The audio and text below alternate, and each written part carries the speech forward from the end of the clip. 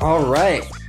Thank you all for joining us on another illustrious episode of the Transfer Portal CFB Draft Talk. I'm Brendan Heffernan here for my second time around the pod, and I'm joined by my man Karan today. How you doing?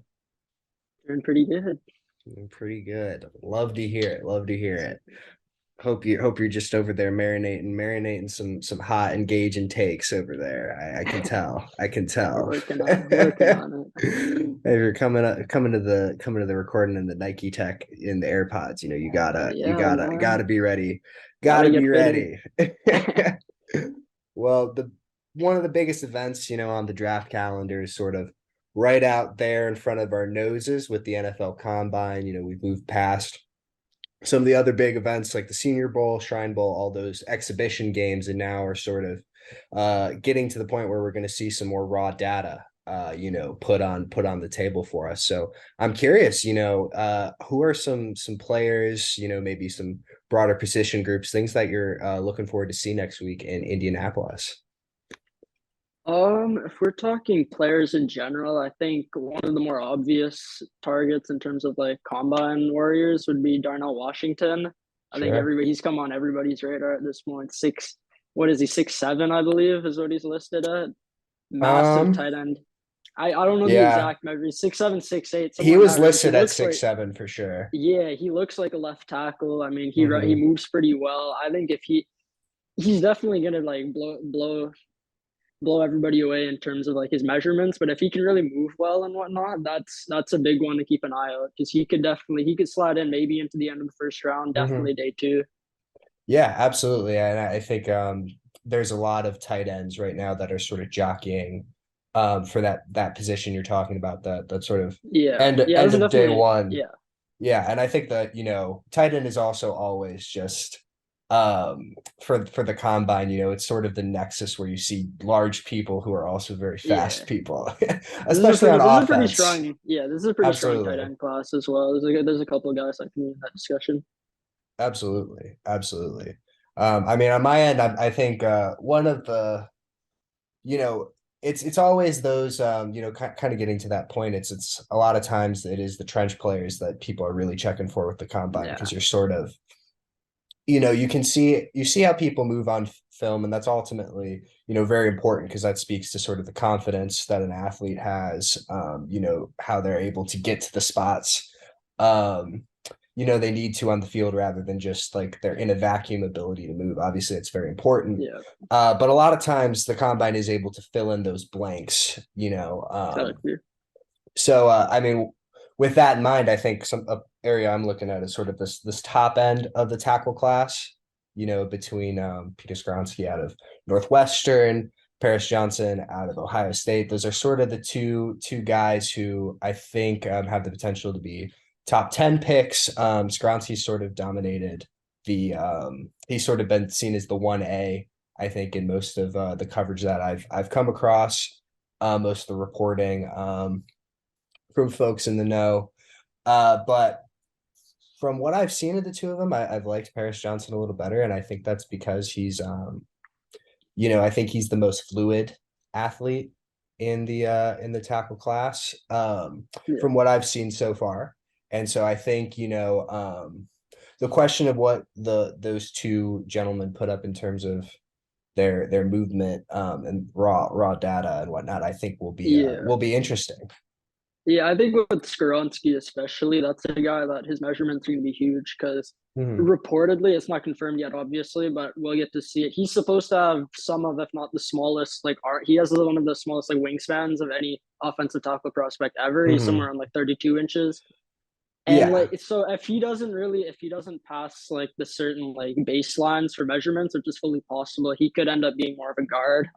I'm sure most teams are profiling him as that already. I think he's a good tackle, Yeah. but it's definitely It's possible. for sure. And I think that's sort of one of the big narratives around him right now. I think personally, he's definitely from the measurements we have on his arms as of recording, he definitely fits more into the what teams would think of like not as an ideal interior offensive lineman. I think, it's the same conversation we had with his teammate Rashawn Slater. I a couple agree, years yeah, ago. but I mean, it's just same school, yeah, same position thing. It's just easy point to make. And I think, yeah, but it's important in the sense of like, it's something to compensate for it. It's you have to play a little differently. And I think that from what I've seen, he compensates quite well. And I think he's a good mover for sure. But yeah. But I mean, a lot of teams will take that into account in guard as well. I mean, totally. plenty of teams love moving their guards now. He's a smaller tackle, generally speaking. I think Sure. he's only what, like 6'3", 6'4" Yeah, range, and then he's sub six 300 to four. 310. So yeah, Mm-hmm. I think even if he does profile as a guard, he's still a first round player, but it Mm-hmm. definitely takes him out of that top 10-ish discussion. Sure. Yeah. So that's definitely a storyline to follow. And I mean, beyond just the offensive line, I think a lot of the most fun performances that I think we can remember have been defensive linemen. Just the amount of Yeah, juice that people that play that position have, I think is supremely underrated. I mean, yeah, probably pound for pound, your one tech is going to be your most impressive athlete on the field, or at least yeah. We should be see it if you're every a good yeah, football team. Should be if you're a good football yeah. team. I agree. So thinking of someone like Mozzie Smith out of Michigan, who has an elite recruiting background. Obviously performed very very well on the field, but has sort of another guy kind of in flux in that 20 to 60 range of sort of those players. And Yeah, I think he would be a guy, and other players in that position um that have a major opportunity to sort of put together something impressive and rise to be into that definitive 1A tier for interior defensive linemen. yeah. I think there's a couple of D linemen that could definitely perform their way into the Mm-hmm. top three-ish like D line range. I think an obvious one is Siaki Ika from Baylor. I mean, that guy's Sure. humongous. 6'4", Sure. 360 listed. He's a great run defender. He's not Jordan Davis from last year, Mm-hmm. obviously, but I think he definitely could be Yeah. like that equivalent in this combine. He's gonna move pretty well for his size. He's strong as hell. Yeah. He's one guy that I definitely want to see just because like the massive zero techs are just like you can't really go Mm-hmm. wrong with them at this point. And then Yeah. Yeah. another guy that I'm gonna keep an eye on is Kalaji Kansi. He's like Mm-hmm. completely the opposite of pretty much. He's a much smaller D lineman, pretty much a pass rush like specialist. He went to Pitt, so people are kind of Mm-hmm. bringing up that Aaron Donald comparison, Right. but I think he falls somewhere in that middle range. He's a great pass rusher, but we'll have Mm-hmm. to see how much value he can provide as like an every down player. Absolutely. Absolutely. Great pulls. Great pulls. Yeah, I mean, I think every big ol' run stuffer, two gap type player is going to be looking to be Jordan Dave ish, even just at the combine. Because I think that's obviously going to be a formula to make a lot of money. I mean, speaking of that, I was thinking, about some of my favorite combine performances that I've ever seen, and I think absolutely I would put Jordan Davis last year is sort of what comes to mind initially. Like, I don't remember I don't remember a performance that sort of captivated just like everything that people were talking about, not even just in football or NFL draft, just sports. Like what happened last year, just with how impressive he was, and just the sight and spectacle of him running that 4.81 in the 40, I think was pretty incredible. So I don't know what sticks out to you in that same way in terms of all the great stuff that we've seen in Indianapolis over the years.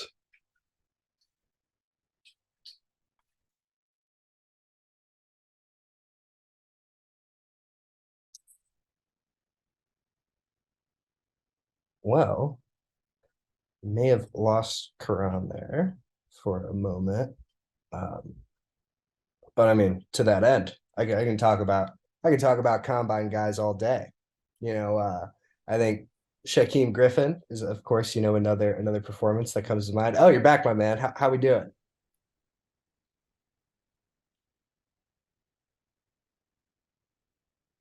Can you hear me? Yeah. Yeah, we're talking combine performances now. We are Yeah. talking combine performances. Yes, sir.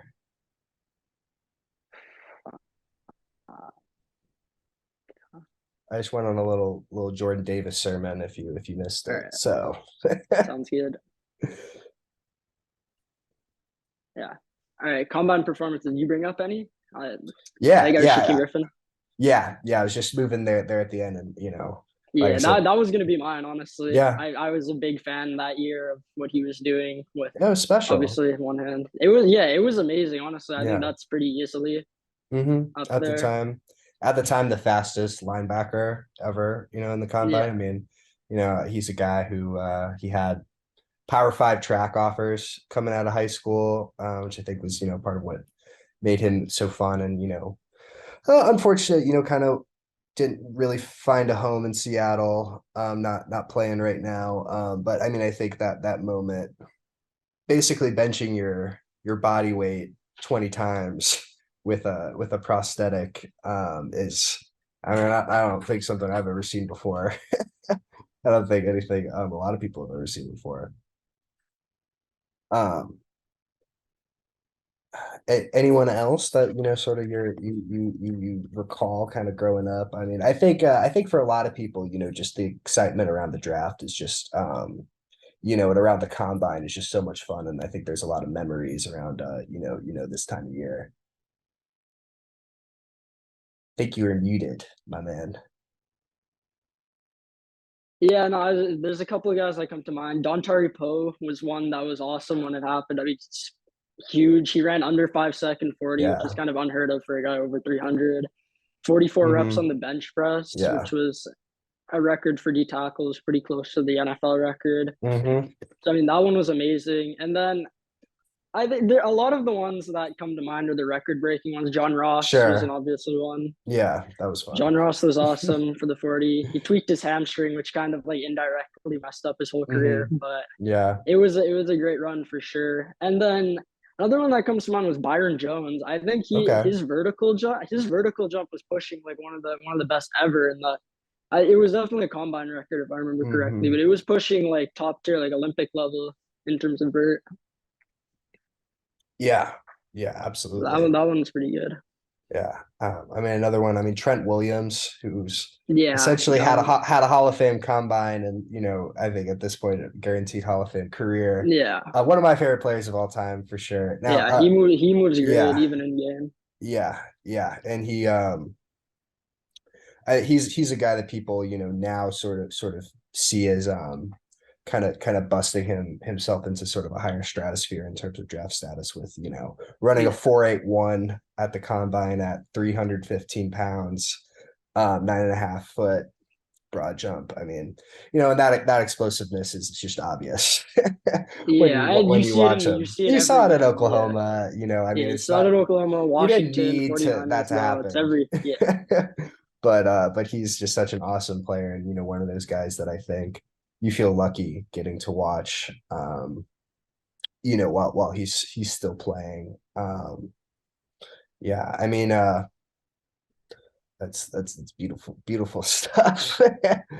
um Moving on a little bit, just looking at sort of the top of the draft. I mean, this week I've seen a lot of, chatter around obviously the potential trade options, mostly centered around the number one overall pick. But looking at those teams that are going to be drafting at the top of the draft, I'm curious, to you, are there any that sort of stand out that you think, have an opportunity to sort of really push themselves, back into contention, sort of with maybe one real home run player sort of picking this top 10, just moving away from all the nuanced holistic draft talk stuff. we're yeah, just we're just talking about we're just talking about prime time yeah.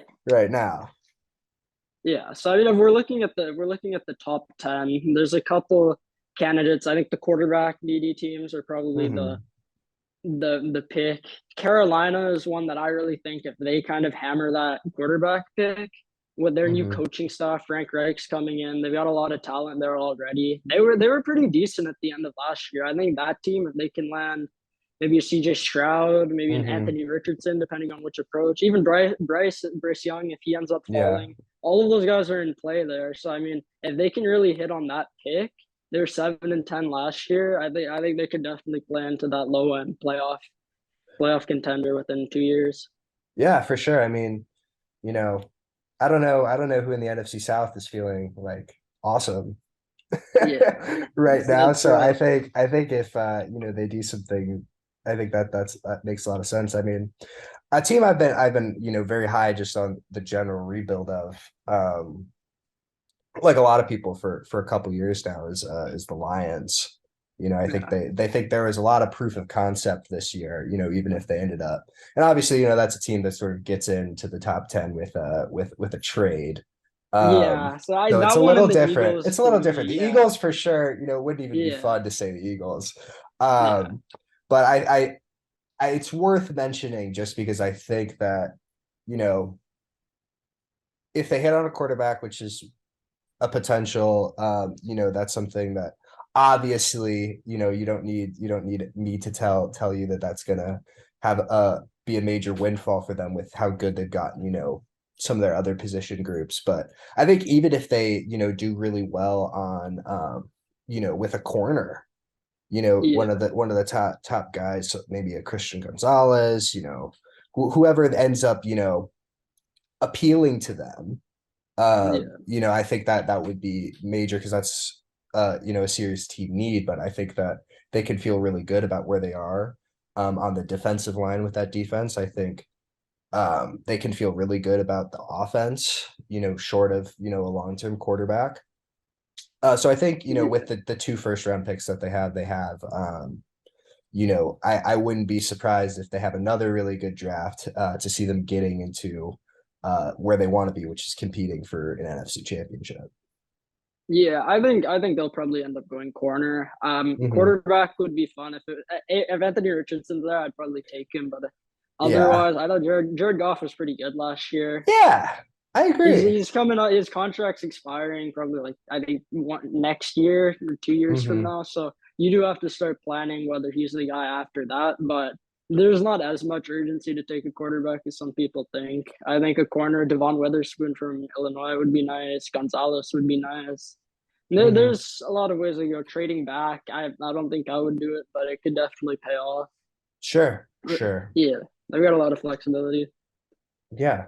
What do you think about the Falcons, to circle back to the NFC South? I mean, I think they need to go pass rush at number 8, just Their because pass it's rush has just been like among it's probably the cursed. worst like I've ever seen in the Yeah, last few years. It's it's been like cursed. atrocious. Yeah, and they have Yeah, freaking Grady, one of the best yeah, it's Grady Jarrett defensive, and then a yeah, bunch one of of the like best defensive, nobody. yeah, legitimately one of the 5 or 6 best interior defensive players.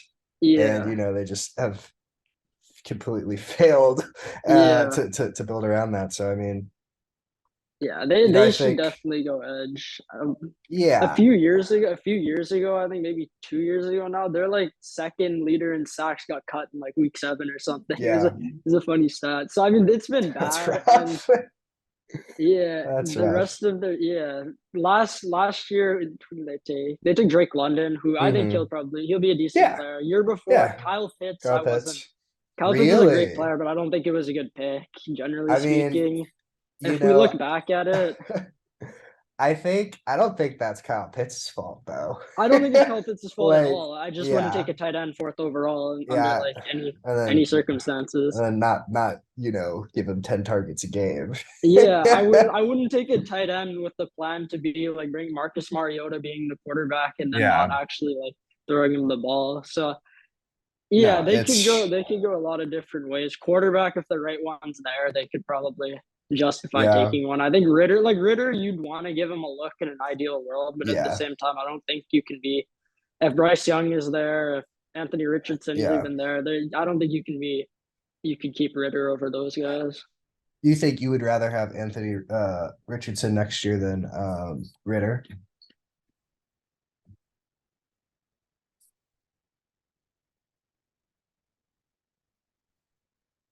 you hear me?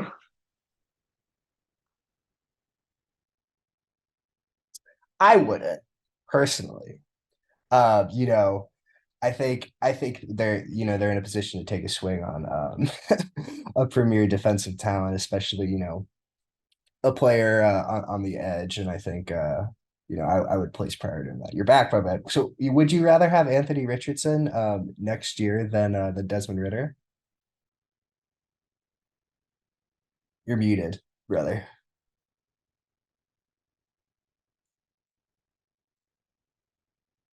Karan, you're muted, my man.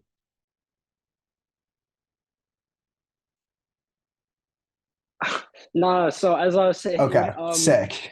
I think if we're starting week one of next year, I would take Desmond Mhm. Ritter. I think he's probably a Sure. better quarterback, but that's not really like I wasn't the highest on him as a prospect. And if Fair we're enough. I think if you bring in a vet, I wouldn't do the Marcus Mariota thing again, but if you bring in a vet to kind of just hold it down for maybe half the season, full season if they're decent, I Mhm. think Richardson definitely pays off in the long run. Yeah, I mean, I in the macro, I'm definitely a fan of Anthony Richardson in the first round, for Yeah. sure. I think when it comes to just like the particular situation in Atlanta, um, I think they're just too poor in other areas to, Yeah. gamble on that. Like I think, they have this really premium pick, and I think if you can inject a player like, a Tyree Wilson, Yeah. Nolan That's who I Smith, was thinking. something like that. Like someone who's going to give you some juice in year one, where you desperately need it. I think that should be the priority, especially I mean, if you start to talk about other guys, like if there's some crazy world where Bryce Young ends up being there, Yeah. something like that, I could understand it. I don't. Obviously, we didn't see a lot of Desmond Ritter last year. I mean, I was moderately high on him, in the context of just Yeah. sort of what the class was last year. I think, at Cincinnati, he obviously played a lot in an NFL offense. I think that there should be an expectation of competency, which even if Yeah. you're not marrying your team to him going forward, I think that should be the goal for their quarterback position next year before anything else. And I think they should have a bit more urgency, especially Arthur Smith is kind of going in like he's in the Yeah, fair make or enough. break type of range. I like him as a coach. I think he's a Hmm. good coach, but at the same time, when he's in year three now, and it Yeah, hasn't really there's like, been no proof of concept, no juice. yeah, It's he's it's gonna be tough. going through like three quarterbacks. The quarterback that like maybe might be his franchise guy is a third round pick in a pretty weak Hmm. QB class. So if it's there, it's there. But I think edge would be nice. Yeah, I think either pass rush or quarterback really. Hmm. Yeah, I mean, what do you think? I mean, just circle back. I think what I've seen, talked about the most, this time of year is prognosticating over the number one pick. Where that's going to end up. Whether or not I was like, why I think I was watching First Take or something came up on my Twitter Yeah. today. They were talking about you know, Justin getting rid of Justin Fields, drafted a quarterback. I mean, what do you make? What do you make all that chatter? I think the Bears, like, they could end up in a situation where either I think if Fields goes, it'll be because he wants out, if anything. So Yeah.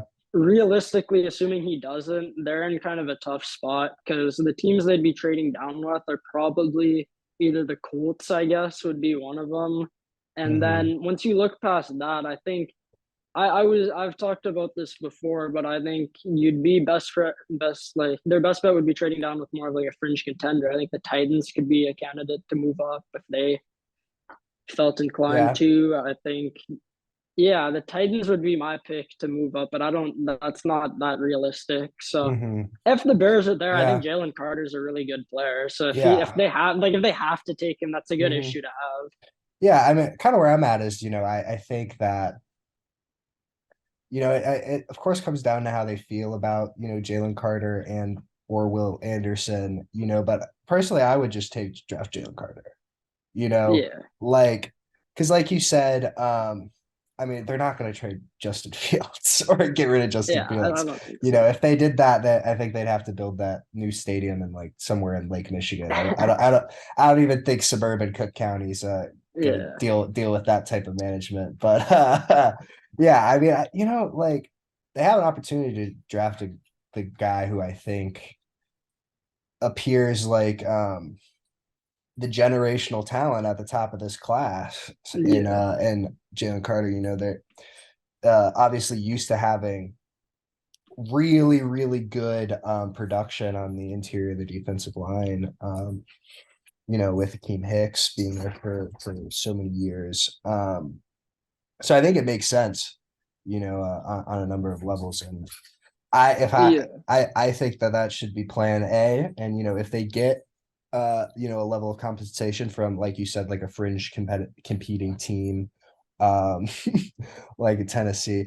I don't know, man. yeah. You gotta be like give me Justin Simmons for the number one pick. One for one. That will make Yeah, that I mean work. But it's an interesting situation. You can yeah, I never would really sell it like predict that. trade. You can never really predict trade ups because the True. last big one we saw was the Niners moving up with Miami. I mean, nobody really Yeah. expected that one No, even. So absolutely. it's weird. I wouldn't be surprised if they moved out, obviously, but Hmm. I think taking Carter is a fine pick. Yeah, for sure. For sure. What do you have another team that I think a lot of people are sort of thinking about right now? I wouldn't say I don't think a lot of people are thinking about them right now, but I think the Mhm. Raiders are kind of underrated coming into Yeah. this whole process. Because honestly, like they were pretty like they were kind of like their team was a joke last year, but they were also It's a not tough like scene. that bad. If we're being Yeah. completely honest, like a lot of their losses were very close games. Hmm.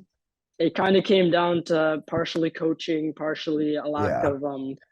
a lack of just like not even talent. I mean, they have good Yeah. skill players. They have some decent players. Carr is obviously gone, so they might be Hmm. looking at a quarterback. But if they could really Yeah. hammer down that pick on one of their big needs, quarterbacks one, receiver maybe, Yeah. and then on defense, pretty much everywhere could use a bit more help. They could definitely end up being like a 9-win team. Yeah. I mean, I think we'll see how the court in terms of projecting, kind of circle back to sort of the premier conceit of of this conversation. I think it would be Yeah, difficult to project a win total onto them until they know who's going to be taking snaps, of course. But I mean, I think they're definitely a candidate for, whoever they see as that top tackle. Like, I think they would have the opportunity to have the pick of any offensive lineman that they want. And I think that's been a yeah, position, they've invested, a fair amount in. I mean, I took Alex Leatherwood in the first round 2 years ago. Didn't work out for whatever reason, no, didn't work out, unfortunately. I will say I liked him at Alabama. Maybe it was just because that was the most fun and dominant offensive line I think I've ever yeah. seen. I was a bit in the middle. I was a bit in the middle Yeah, on him, yeah, but we'll see. We'll see we'll with see. him. Yeah, Maybe he I turns it think around. I think he's playing. Yeah, he's playing a bit of guard now. I think. yeah, He which was on the also Bears makes for a bit. sense. Yeah, Yeah, I always yeah, kind of which thought he'd also make makes that sense. transition. Yeah, at any rate, so I think like a Paris Johnson could make a lot of sense for them, and I think Yeah, that's something that is not necessarily conducive to early winning. A lot of times you see tackles will come into the league and need a little bit of time. I mean, I think great example of that would be Andrew Thomas, who was my favorite yeah, tackle out of that class, and then was the worst tackle out of the top, and is now one of the best tackles in the NFL. So yeah, I think there's no bigger gap, I think, just in terms of a competition than college edge rushers versus NFL edge rushers, because, college teams are going to be going maybe three or four, two or three deep, on each side. You're going to be seeing a lot of guys. And so for the top dudes, even in just guys that are in consideration for top 50 picks, a lot of times, a lot of the cats that they're playing, they can just go out and get in front of, and, they're just big yeah, enough and athletic enough that it's not as much of a challenge versus obviously the NFL that looks a lot different, especially when you're someone who, like a lot of the top guys are going to be 21, maybe even 20, still coming into their adult body. So, yeah. um, it's Yeah, there's lot to definitely think room to about. grow there. Mhm. With tackles, I think there will be a lot more offensive linemen drafted higher in these like coming years because Mhm. there's so little depth in terms of like free agency and whatnot. Yeah. Teams used to rely on kind of like waiver wire. They just pick up a starting tackle, they hold it down Yeah. for 17 games. You don't really see that anymore. So Yeah. I think, yeah, there's a lot of guys that can end up going. We talked about Skoronski, Paris Johnson, Broderick Jones is pretty Mhm. good. For sure. The Tennessee tackle, Darnell Wright, pretty good. Yeah. So there's a couple of guys that could Yeah. definitely be in that top 50 For range. sure. Yeah. I think I wouldn't be surprised to see, all four of those guys go in the first round. Um, and then there's some others that I think I could potentially see you know, I could potentially see five tackles drafted, and then maybe Osiris Torrance to round out, the offensive line representation in the first round. But yeah, I mean, I think those are all great points. Now, what do you make? I don't know if we've talked about this. I think the Vegas the Vegas projection for the number one overall pick right now is Will Levis, and I think that's bolstered mostly by people speculating about the Colts trading up to there. I mean, what do you make about all that? Like, uh, I mean, do you think that's likely? That's something people should be investing their money in? Something you're shorting? I mean, what do you think?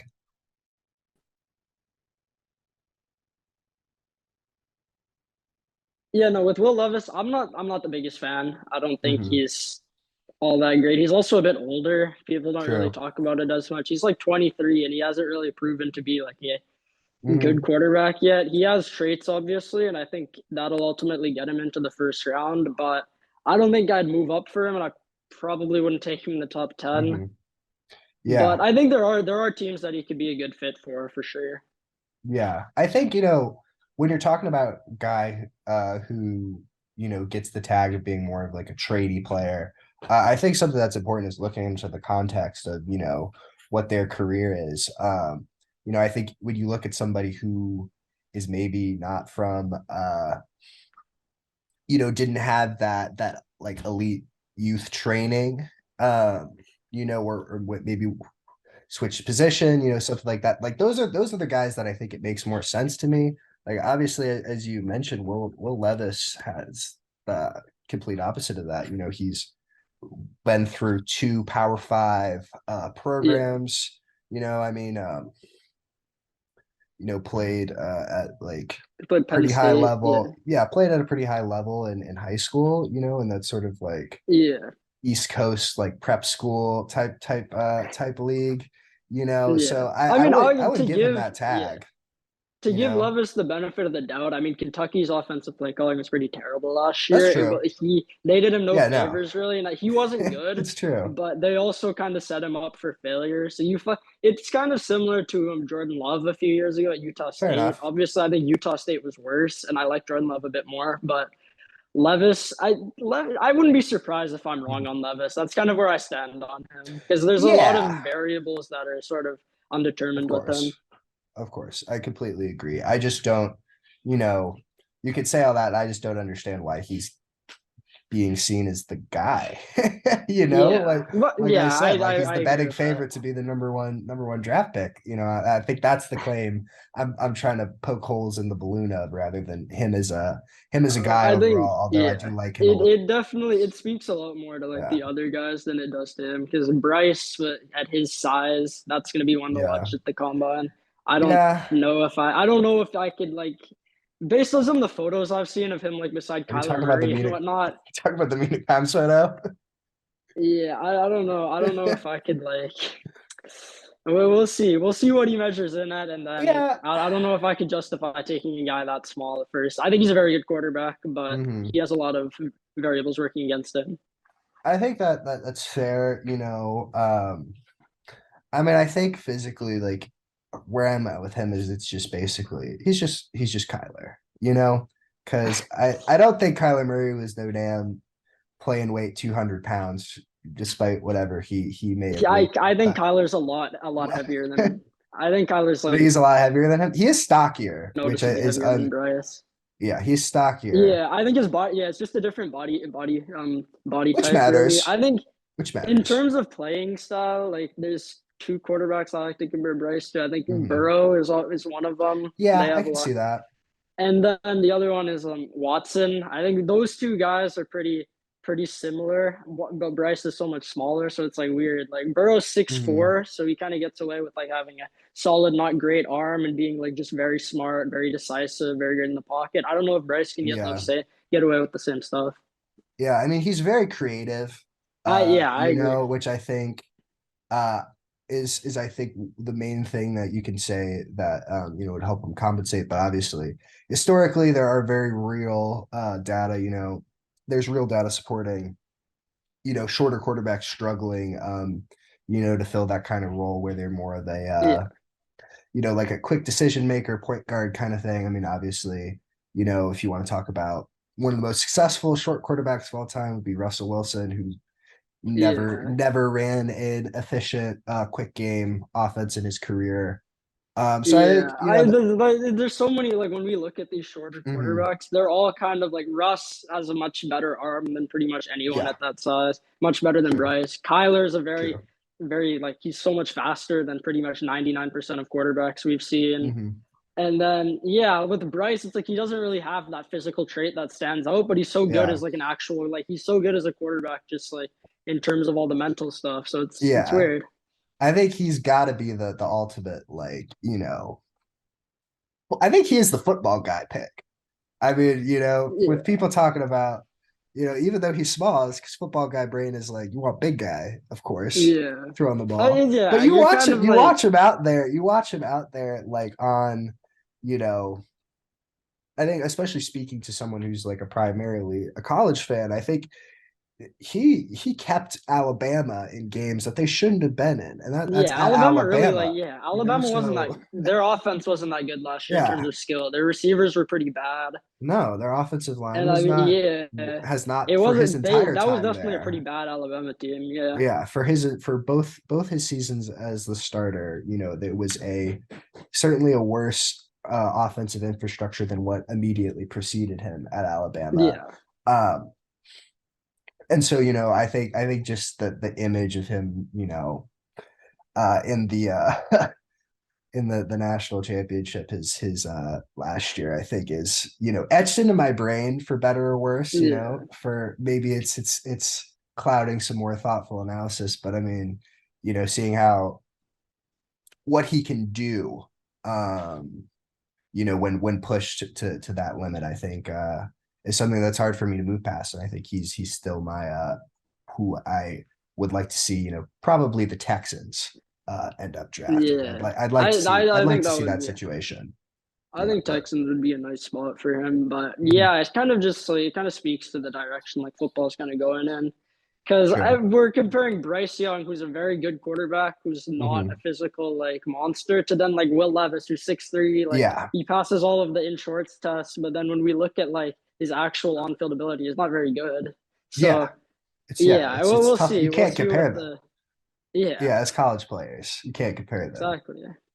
But yeah, well, thank you so much for joining me, my man. It's been an enlightening conversation. What you got coming up ahead of the combine? You working on anything for the site right now? Yeah, no, we were talking about Will Levis. I'm writing Hmm. something up on him actually, and Okay, then I'll get to Richardson and probably nice, move into some more like maybe some D linemen, linebackers after that. I'll nice, have to see. good stuff. Yeah. I'm still waddling my way through the offensive line class here. I've got Blake Freeland is on the docket for this week for me with a little That's a good one. profile on him. So yeah, well, thank you Yeah, so much for your time, and everyone sir. who listened. We'll hope to see you here next week. Peace.